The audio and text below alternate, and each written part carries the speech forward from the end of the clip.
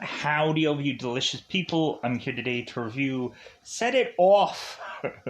Set It Off. So, we of course are here today to do another heist film, which is surprising because normally I'm not usually a heist movie person, but it seems like we keep going on to certain themes or whatever. This movie Set It Off was kind of interesting because I've seen shows like Good Girls, and I've gone on to be interested in a or a movie called The Assault, which is basically, I guess, the trailer is to the premise of the movie is to be that a bunch of strippers are decide to go and rob banks. I guess is the theme of that movie. I'm assuming, from what I remember, I could be wrong about that because I barely checked out the trailer, but. Uh, but we go on and we eventually have it to where there is a there are heist movies that are kind of really interesting where we kind of get a uh, kind of really good quality cast like the movie The Town with like Ben Affleck and Jeremy Renner. um, I can't help but also go into this movie and just be like, wow, what a really good cast. Queen Latifah, Jada Pinkett Smith, Vivica Fox, uh, Kimberly Elise, who I would know her from the Denzel Washington movie John Q, where she ended up playing Denzel Washington's wife in that movie. Really good. I really enjoyed that film. So here's my honest opinion about Set It Off. Like, I think we have a really good build of why these characters desperately need to rob banks, and we have a good ending to all of these characters. But there's just that kind of in between spot where I'm just like, okay, this is starting to get a little bit uh, like there's nothing in the middle. There's just a really good build of why these people are desperate to do what they are to do, and that is intriguing. We have at some points here where we kind of have some kind of either goofy line deliveries at some point in this movie, like Mighty Morphin effing Power Ranger. I kind of get a good laugh at that. Uh, we have the guy of John C. McKinley, who of course is from Scrubs, or I had seen him in Stan versus Evil, I think is what the show's called. At some point, I think I want to go and like review that because that is actually a really fun show. I find that show hilarious. Every time I go and I think about it, I'm just remembering some kind of hilarious joke that that show would have at some point. So I think it was Stand Against Evil. Not quite sure the title, but check it out regardless.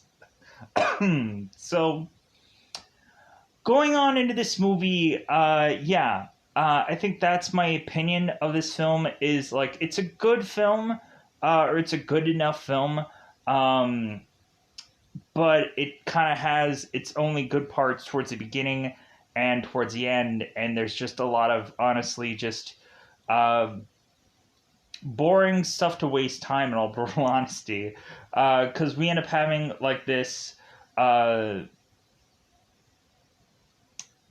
like this story where we have both Keith and Stony who are eventually going and having this relationship, and that eats up a lot of time in this film between all of these heists. I could probably say that maybe Good Girls or a number of other things might have gone on to be a thing simply because of this movie. And really, like, I can have fun with a heist film. Uh, this one is really simple, to the point of us really having this belief of like, okay, girls in sunglasses and wigs. Anybody would eventually figure out who these people are, but I guess not. So really, I like a very more complex heist film because it feels like these girls are going to easily get caught at some point. Um, but it does kind of give me that reminding of like a Point Break also kind of film, where eventually these are to be a certain kind of characters, uh, needing to eventually be caught at some point. So, with that said, let's go out of our way to go into that double five, because otherwise that time again to go into.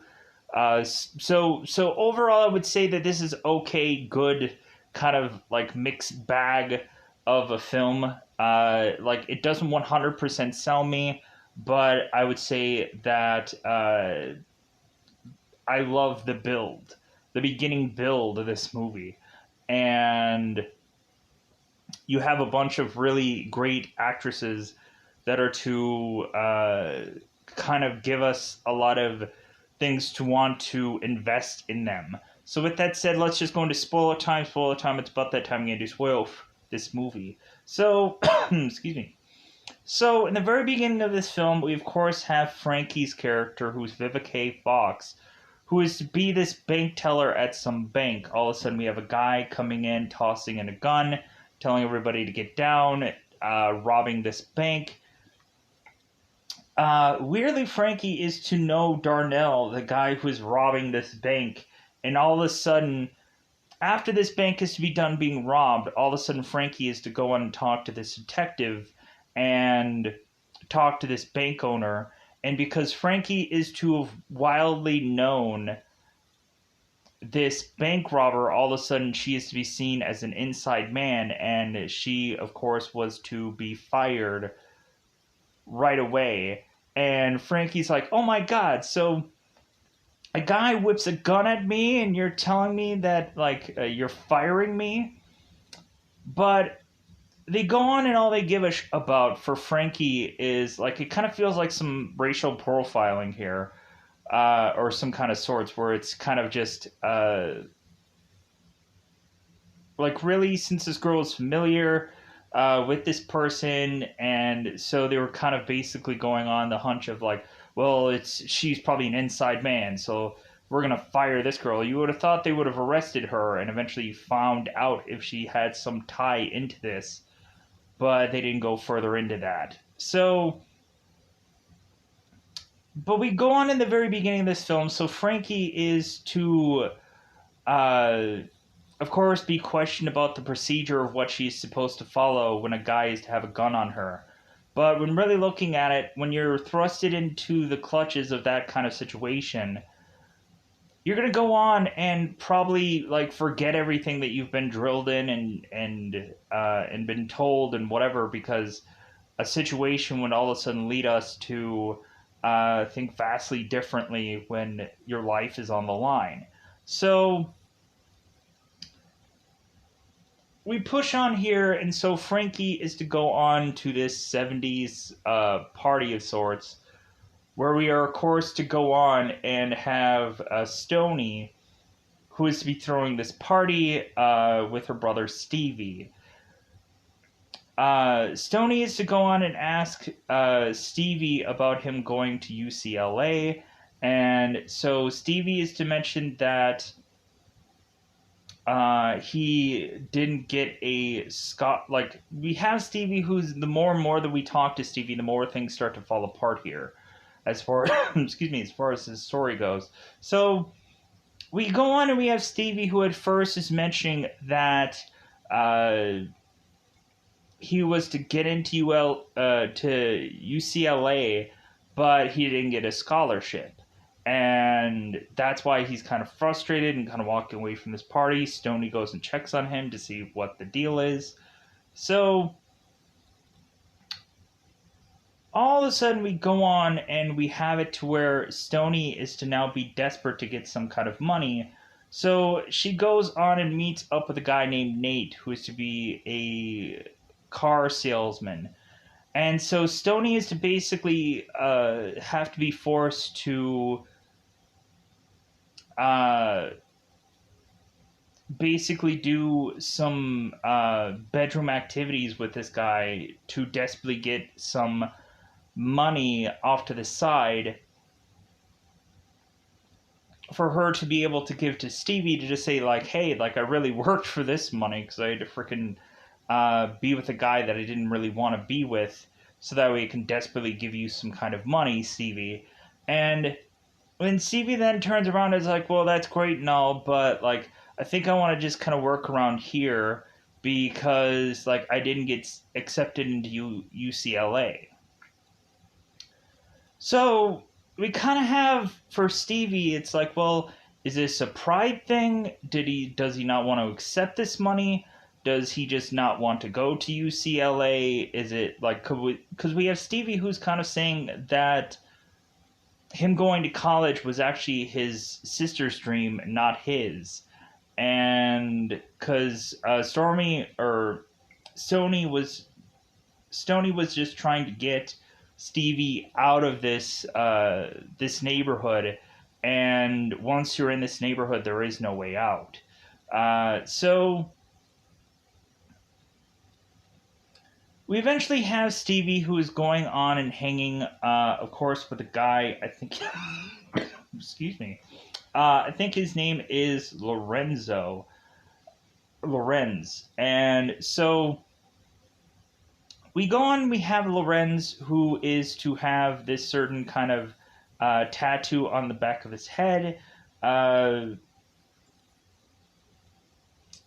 so he was also a part of that bank robbery. There's to be a camera showcasing in the back of his head that he is to have this kind of tattoo of AP. So all of a sudden, Stevie is to go on and get the same tattoo matching Lorenz here. And so all of a sudden, Stevie is to go out to this place because they are to be sharing a thing of champagne together. And so when Stevie is to leave this place, all of a sudden he's quickly gunned down simply because he was trying to take a champagne bottle out of his coat. And since he was taking the champagne bottle, all of a sudden they just gunned him down. And I'm like, man, that is some bullshit. Like, that is some garbage. How they just started like blasting into this guy when eventually they realized that he has just a champagne bottle that, of course, ended up breaking after the shots were fired. They just wanted to pelt into this guy for story reasons. So we go on and we eventually have it to where Stoney is to realize that his or her brother is dead, and so weirdly she is to be at the side of which that Stevie is to be killed off here. And I say weirdly because like she knew exactly where he was.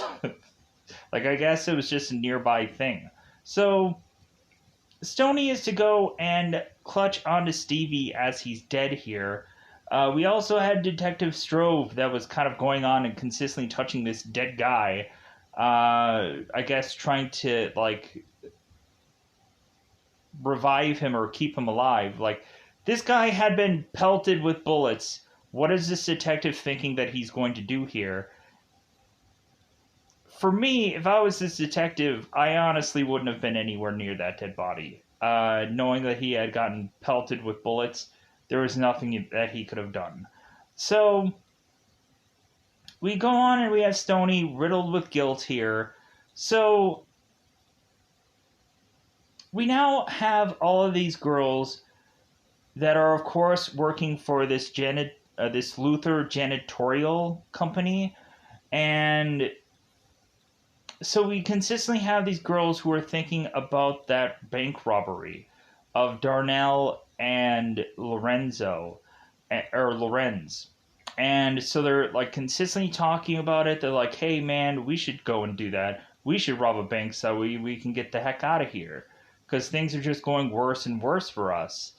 So we go on and have these girls work for this Luther janitorial thing. And we, of course, have Luther, who's kind of being an a-hole to all these women. And we consistently have him calling these girls ladies and gentlemen. Because, of course, Chloe is to technically be who she is in this film. So we have Luther just kind of consistently giving her, I guess, these people crap about how they are to live their life, I guess. Which I think is bullshit. So we go on and have these girls go on and do this job. We have Frankie, who's the new girl, who's consistently dropping things on her first day. So to kind of get used to, like, I'm sure they're kind of giving her the crappy duties, because when you're the new person on a cleaning job, you usually do the crap jobs. Because I know usually that's how it ends up being, that every new guy, or there is usually just a person that is just reserved to, like, oh, they're going to do all the crappy jobs because they won't know any better. They'll just think that, oh, like, this is just like the normal thing. No, like, we have it to where there's certain jobs where they purposely give somebody, because they don't want to do it, so it's like, hey, you're going to go and do the crap job. So we go on here and we have Tashawn, and I'm kind of confused about that name, but like, we have Tashawn, who is to go and ask Luther at one point about her getting taxes taken out of her check, because I thought she was going to be paid underneath the table. And Luther is like, well, hey, like, I'm not going to go on and get bent over by the IRS. So you're going to go and just kind of like take the money that you're taking. Because Tashawn is to not be able to pay for her babysitting like pay, because she of course has a baby. And it's like, well, that's not my problem. So we go on and we have Tashawn, who is to be forced to take her baby to work with her because there's nothing she can do. So the very first night out, we eventually have it to where Tashawn's baby is to eventually go and accidentally drink one of these chemicals that are to be in this, like, cleaning supplies. So we rush Tashawn's baby to the hospital for us to find out that this baby was heavily poisoned. And so all of a sudden we have this social worker just coming in, because I guess there's just a social worker that just flies in like it's nobody's business, Miss Wells, to go on and tell Tashawn that we're going to keep her baby, because this is obviously to be shown as neglect for having this woman going on and having her baby with her at work, where eventually she's putting her baby in an unsafe environment, and so hence why they're going and taking her baby away from her. So now we just go on and we just start to have it convincing all of these girls that are like, heck yeah, like, I'm in on robbing this bank, like, this is this is getting ridiculous. And so we have these girls who are to kind of scout one of these banks. We have Stony, who ends up going on and scouting a bank, and is to meet I guess, a banker guy named Keith. And so all of a sudden it seems that love is possibly at first sight here between the two of them.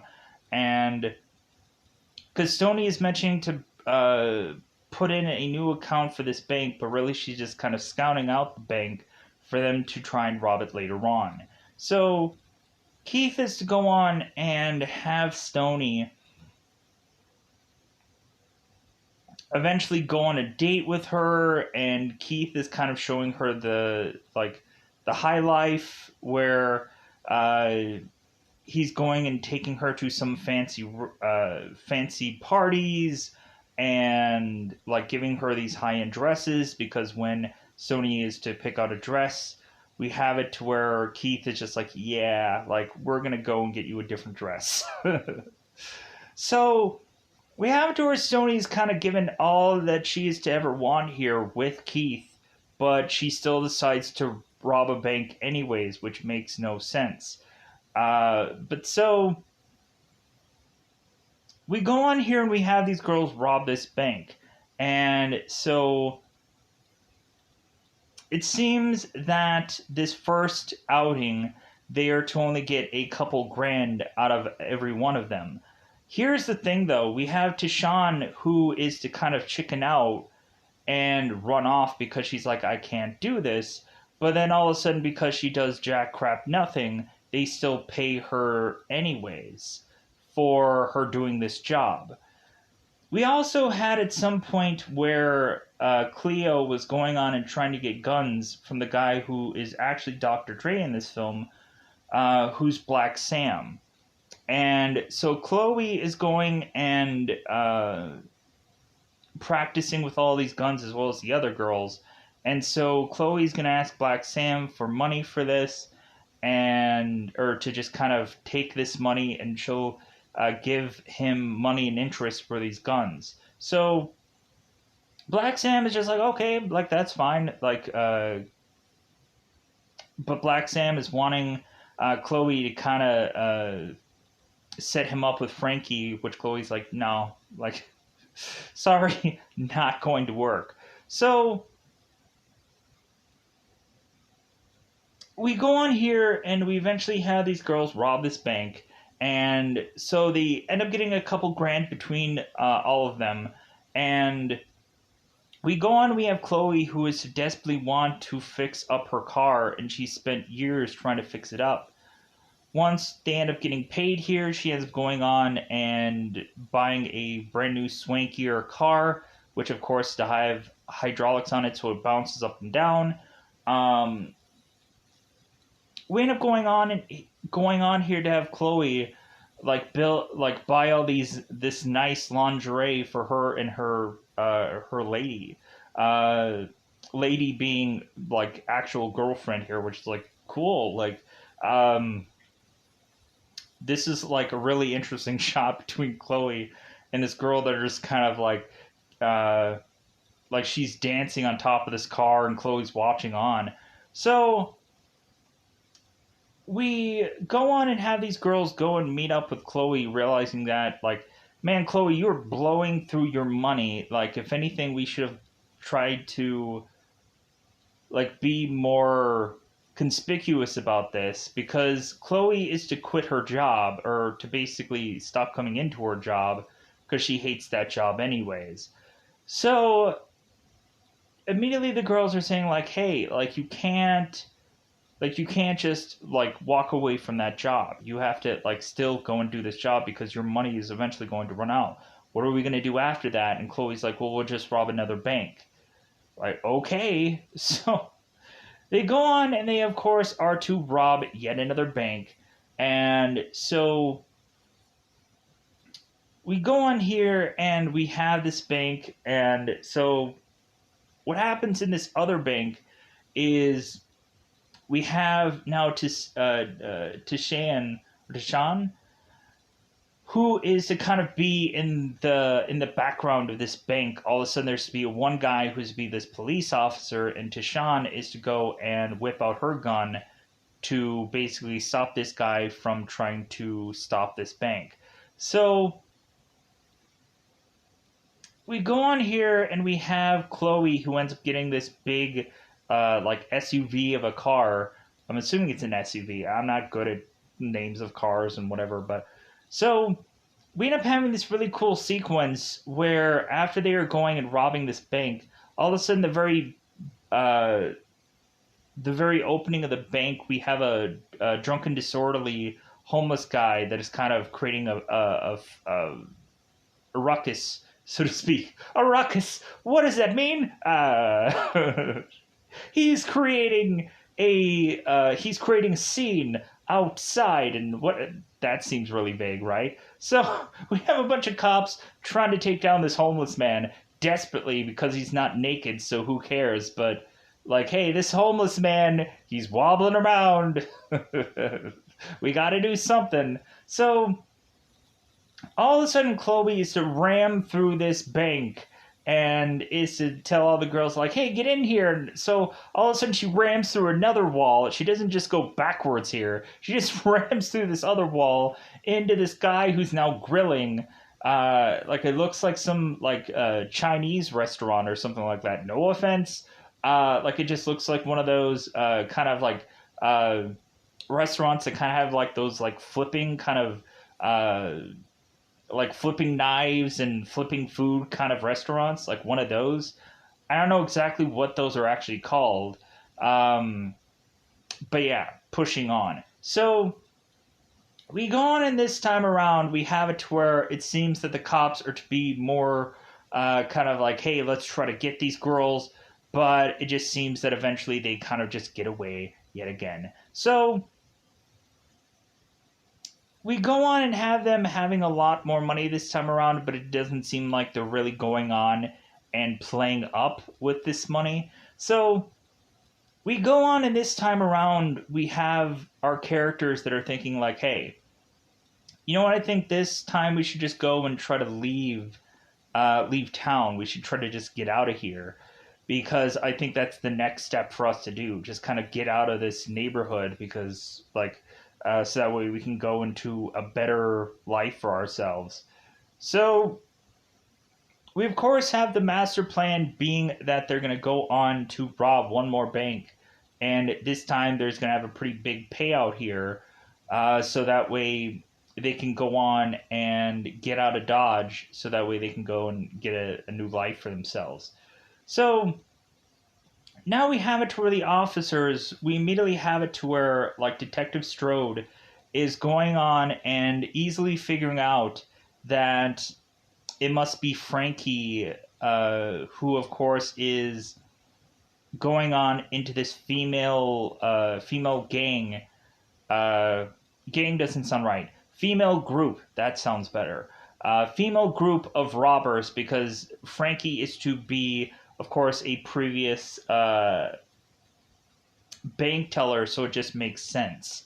So we have Detective Strode who's going on and just following these girls, and he's taking pictures of of them like stalkers to go and find if any of these girls are to have a rap sheet, which he finds out that Chloe does. So it's like, yeah, like it seems like these girls might be it. It seems like these girls kind of fit the profile of who these people could possibly be.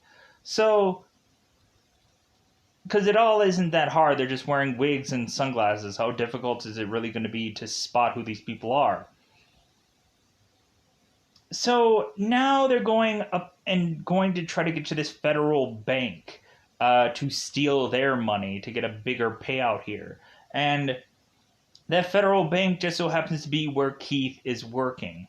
Because I guess they were going on to turn around and get that bank last as a big, massive payout. So Detective Strode is, and I'm kind of fast tracking a lot of stuff. We have the time where Keith is to go on and have a date with Stoney, which eventually is to lead to them having some passionate moments together with a actually really good song for the whole bit of this movie. Because really, like, I kind of liked that song better than anything else. Of course, they end up doing like the best song in the actual like passionate moments, so to speak, where everything else is just kind of like, man, like, okay, this music is just kind of okay, and this and here and whatever. Like, I get that, like, they didn't cater this movie to my musical taste, but like I was kind of expecting like the passionate lovemaking scene. I was expecting that music to be more prominent throughout this whole movie. That's what I was thinking was going to be played in this film. But man, was I wrong. I was so wrong. Who cares? Like, it doesn't matter. It doesn't matter soundtrack. I think I could go and pull apart some of this music and kind of watch it separately and be like, I like this music. Why am I going on about music for so long? This is a waste. So, because for me, I can like a movie and its soundtrack. Hence why I went on and I was watching Peacemaker. And I'm like, what is this music? And why is it so hilariously good? Because I had so much fun watching the show. But then all of a sudden, like, the music consistently being put into the show, I was like, man, this is some funny stuff. Some weird music. So we go on and we, of course, have Keith, who is to get a call from Stoney telling him to go to some restaurant, and So Keith, of course, is to go. All of a sudden, the Detective Strode is to have presented this video showcasing these girls and how they've gone on to rob several banks. How is it that they can basically have like facial recognition at this point? With these, like, you can obviously see their faces because Keith is to immediately spot that one of the girls is Stony. So, but we also had this moment, and it's the main reason why these girls are to go to get to this last bank, because Luther was to go on and steal their money from them. And when they were to have this kind of Godfather-ish like scene where we're going on and having all the girls kind of being like the Godfather and the and I just recently saw that movie technically, and so we just had the girls all doing these like Godfather things. We have like the Godfather kind of music playing in the background, and so I thought that that scene was really fun, how they're all trying to be like the Godfather or like certain characters from the Godfather, because maybe they don't know what the Godfather is, as Trishan is just kind of laughing at what she's doing here. So we go on and we find out that Luther had stolen their money because I guess he had to find a ventilation shaft that is have a good, decent amount of money. So I guess Luther was to have supposedly taken this money and ran off, going and spending it all, I guess, in one fell swoop of a thing, because we see Luther with expensive watches and a big wad of cash. And so it seems that Cleo is to go into Luther's place and to shoot him in the head.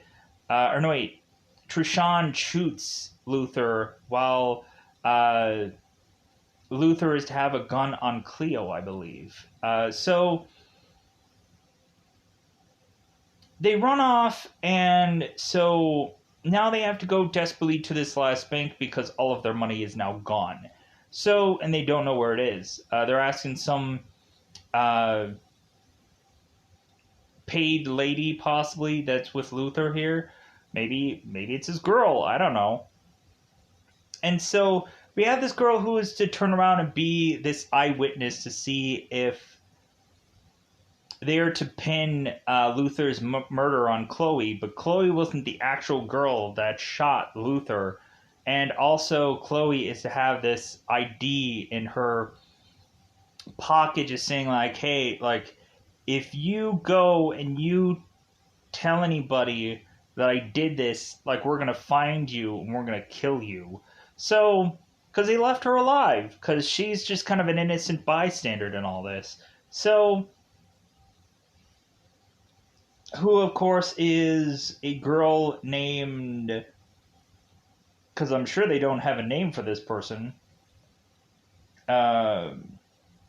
Yeah, of course not. All her name is Luther's girlfriend, of course. Because heaven forbid you actually have names for people in this movie. No, that's always the classic thing when you're going on and thinking, oh, this person will probably have a name because they're in the movie more than like 10 seconds. But no, they're all like, oh, this is just Luther's girlfriend. Or maybe IMDb just couldn't have been bothered for whatever reason. So maybe it was actually just Luther's girlfriend and not just some Lady of the Night possibility. So going to the bank, going after this federal bank. So this time around we have Chloe who's saying that they're not going to go with wigs and sunglasses this time around. They're going to go with actually masks that are to like really like still like this is like you can still see their hairstyles. You can still like you can technically make out like the certain like you can make out certain things. But anyways, but like I like the fact that they're at least changing it up. I had a lot of problems with the whole wig and sunglasses thing, so at least they're doing that. So we go into this bank, and so we go on and have these girls rob this bank, coincidentally to have Detective Strode and all these cops still there because they are wrapping up what they're doing. So the girls are to rob this bank all of a sudden to be stopped by these police officers. So we have the detectives that are going on and like clearly taking care of this whole business and kind of getting these girls to take off their masks because they know who they are anyways, and it kind of put their guns down and just like hey, like turn yourselves in. So all of a sudden this random guy just comes in and just starts blasting away. Because if this movie isn't odd enough at some points where I'm just like, oh my god, this part is so stupid. Like, we just have this detective just randomly just comes into like, blah, blah, blah, blah, blah. Like, because I'm like, good god, like, what is so, like, this seems such a random thing. I could see maybe if somebody had an itchy finger or something, and a gun just goes off, or which, but, like, this just seems so, they just needed to just randomly get some action here. They just needed to just blast away at people. They just needed to be some kind of weird racist kind of thing going on also in this movie at some points. But still. So we have Deshawn who ends up getting shot. And so now they're scrambling to like now have the girls go to this hospital. But instead of going right to a hospital with the vehicle they already have, we instead go on and have them want to switch to a different vehicle, which scratches my head viciously. And I'm like, wait a minute, shouldn't you be going to the hospital right now? Why is Stoney telling them, like, get to the hospital right now? And so we have Deshawn and Stoney who are kind of in this car, and Stoney is trying to comfort Deshawn by kind of like holding her like a baby, it seems, in this car, like kind of rocking her back and forth weirdly. I didn't understand that, but it is what it is. So Stoney is mentioning about banana flambe for whatever reason. That it seems that at one point in their childhood, like they were to share like banana flambés, and Stoney just wants to get back to that one time where they were just to have that meal. All of a sudden, once Frankie is to go into the car to check on Trishawn is now dead, sadly enough. I was like, oh man, that sucks. Like, I was. Like, we have to eventually start seeing these girls kind of getting picked off towards the end of this movie here. But still, like, we had a woman with a baby here. Like, if I was hoping anybody was to possibly get out of this, I was hoping it was going to be the woman with a baby. But when looking at it, how exactly was Tishawn going to get her baby in this scenario here and get out of Dodge? Kind of some problems in the story here. So we have Chloe, Stoney, and Frankie who are just going into their car, gunning it as fast as humanly possible.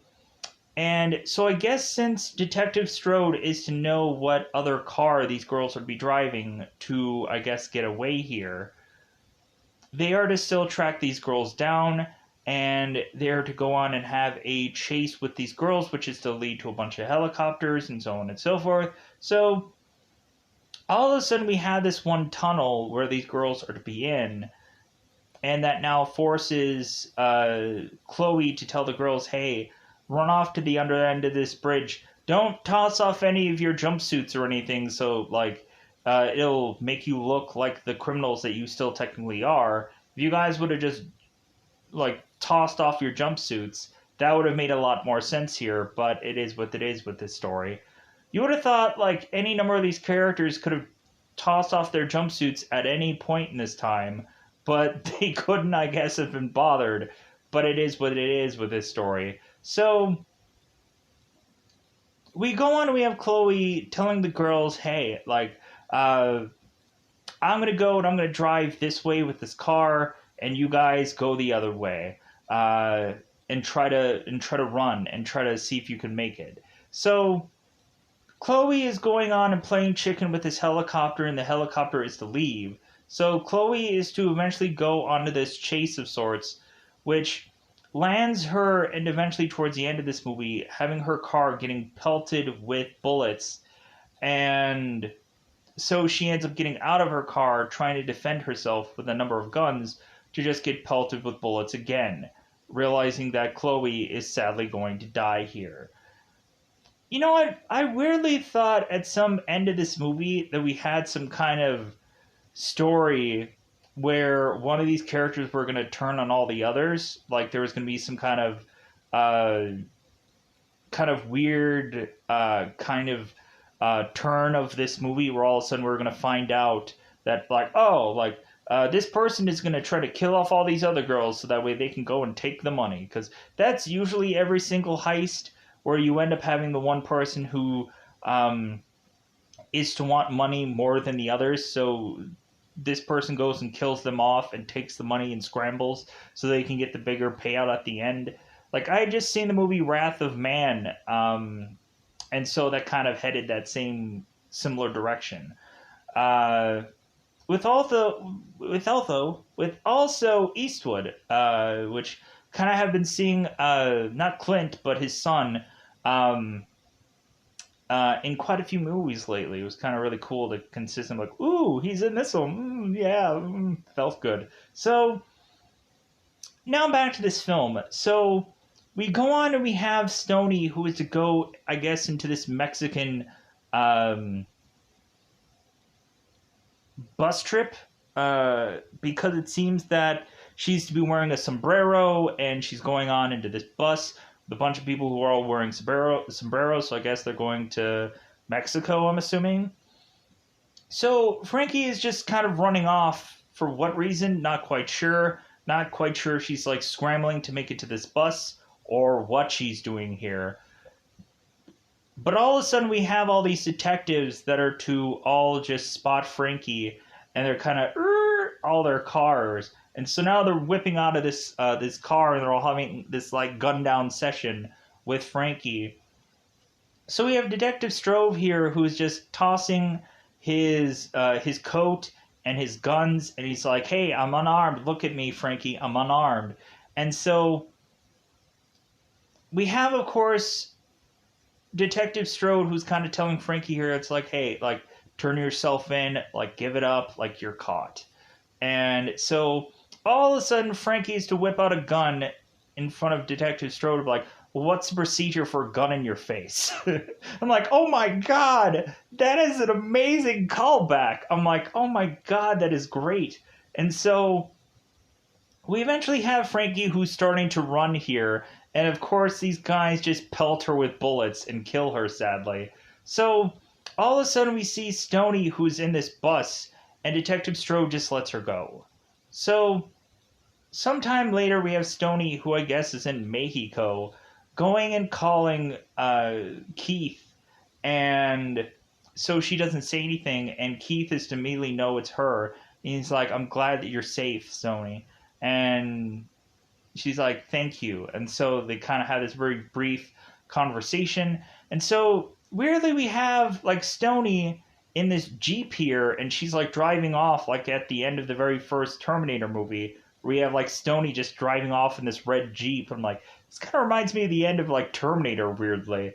But yeah, that's just how this movie is to finish up. Hopefully I've technically covered everything, but at the end of the day, uh, that whole middle section to me is just a lot of like, it's not like, there's just a lot of just like, man, like if they could have just gone and just shown a bunch of montages of them going on and just robbing a bank during that middle part instead of having that romantic story and whatever, because like, why wouldn't have Stony just wanted to just give up on what she's doing?